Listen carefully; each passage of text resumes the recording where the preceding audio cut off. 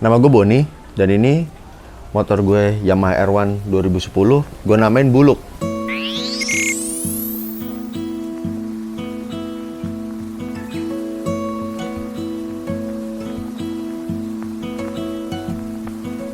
Dari warnanya ini blue. Blue gue plesetin ke Indonesia jadinya Buluk. Blue Look.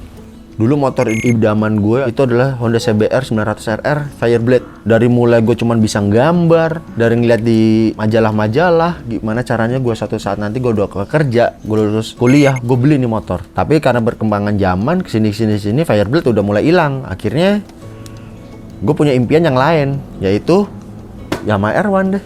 Yang membedakan banget dari motor-motor sebelumnya adalah powernya yang bikin gue nggak sanggup. Mungkin karena gue bukan pembalap ya. Gue merasa ini motor powernya terlalu besar. Jadi ya gue ibarat di jalan raya gue kayak naik Matic aja, gigi satu aja terus. Karena kalau once gue pakai sampai gigi 3 itu berarti gue udah arogan di jalan raya.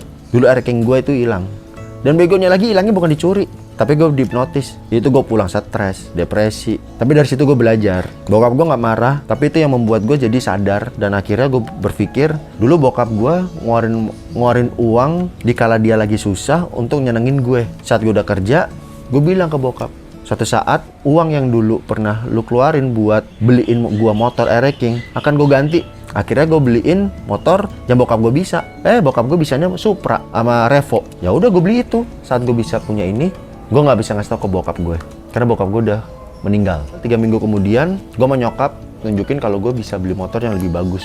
Gue pengennya Yamaha MT-09, tapi gue ajak nyokap gue ke showroom. Ternyata nyokap gue malah nunjuknya Yamaha R6 karena nyokap gue ngefans sama Rossi. Nyokap gue saat itu umurnya udah hampir 64 tahun. Gue ke gereja sama nyokap, gue jalan-jalan sampai Bekasi pun sama nyokap pakai R6. Singkat cerita sampai sekarang lah, aparel, topi, motor, helm berbau Rossi semua kan. Gaji lu sebulan cuma buat jajan dia doang. Gue bukan mentingin gaya, tapi nggak sesuai isi kantong. Kalau gue nggak punya duit ya gue nggak jalan. Tapi paling nggak gue punya dia buat gue parkir di rumah. Gue waktu itu kerja level gue bukan level manager, bukan level departemen head, tapi gue bisa beli kendaraan yang seharga yang dimiliki sama manajer-manajer. Di situ gue orang lapangan yang dicurigai gue korupsi. Gue bisa dapetin itu semua ya, gue kerja, nggak kenal waktu. Gue lembur sampai jam 10, sampai jam 11. Ya itu, karena gue nyari tambahan. Kenapa gue bisa apal jalan se-Jakarta? Karena gue pernah jadi tukang ojek. Jadi sopir taksi, jadi sopir angkot. Karena sebelum gue kerja itu, gue udah punya impian, gue pengen punya motor bagus. Dulu gue pernah makan di restoran, gue pesennya nasi Hainam. Jangan dibawain mie Hainam. Kalau ini makanan yang gue terima tapi pesanan salah, yang gue pikir adalah emang sih gue bakal diganti makanan baru. Tapi makanan ini siapa yang bayar? Pastinya kesalahan siapa? Waiters yang memesan makanan itu ke koki. Dan itu gue rasain pada saat dulu gue jadi waiters. Kita yang salah, kita yang dipotong. Kita kerja kan nyari duit, bukan buang duit. Ya udahlah, makan makanan juga, kan bikin kenyang-kenyang juga. Harga juga nggak beda jauh. Ya udah akhirnya gue makan tuh makanan. Kita juga bisa harus respect lah sama orang.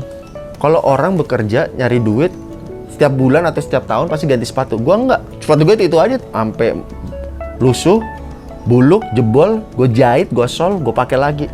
Karena gue emang nggak jajan. Semua uang itu gue alokasikan semua buat tabungan. Namanya sepatu orang lapangan, siapa yang memperhatiin sih orang lapangan? Kecuali gue kerja di kantoran. Bahagia gue mungkin sama motor. Butuh usaha, butuh waktu yang pasti. Bertahun-tahun. Sekitar 25 tahun gue baru bisa nih kebeli motor kayak begini. Once gue kebeli motor Kawasaki IR 6N. Di situ gue dibilang, lo punya duit kayak gini kenapa nggak lo pakai nikah aja sih? Terus yang kedua, gue kebeli motor R6. Ini harga motornya udah sama kayak harga rumah, kenapa lo nggak beli rumah aja? Minimal mobil kek. Once gue kebeli ini, bahagia itu kita yang ciptain, bukan orang lain. Once kita bisa nyiptain bahagia buat diri kita sendiri, ya kenapa harus peduli dengan omongan orang? Belum tentu kita ngikutin omongan orang tapi kita bahagia, kan nggak kayak gitu juga. Yang ada kita maksain. Bener nggak?